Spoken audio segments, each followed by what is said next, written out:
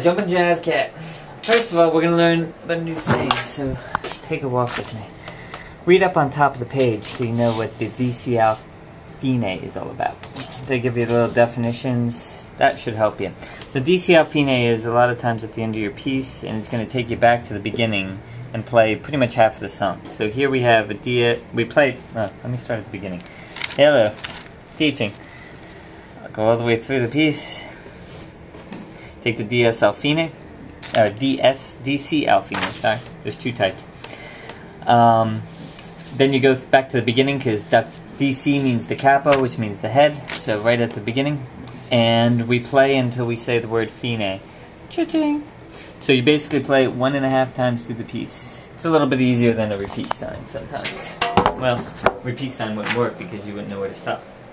So let me explain a little bit about the piece.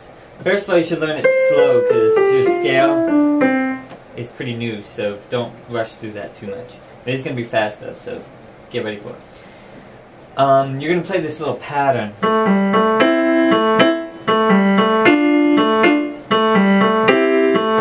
That's a big part of the song, so like 3 measures in the beginning is just that A, G, A chord. And that middle note is tied, or the right hand is tied. So it's on the end of 2 and it's tied through 3. So 1 and 2 and 3 and 4. 1 and 2 and 3 and 4. 1 and 2 and 3 and 4. You should practice that with the metronome, because if you can't play it to the metronome, I'm going to say you should practice that to the metronome. It'll be kind of like deja vu. So, I'll know. So get that one nice and slow. The piece is eventually at 132, but start it off nice and slow. If you can feel that beat through that, you should be fine. The same idea happens in the next phrase. So that was your first phrase. The second phrase is from 5 to the fine. So practice from 5 to there a couple times, but it's the same idea. And then let's take the next 4 bars. So from 9 to 13, let's practice that. It's a G, well, it's kind of like a G scale. It's a scale starting on G's. Notice how it sets you up. 3. So you don't have to move for that C, D, E, F, G. And then we have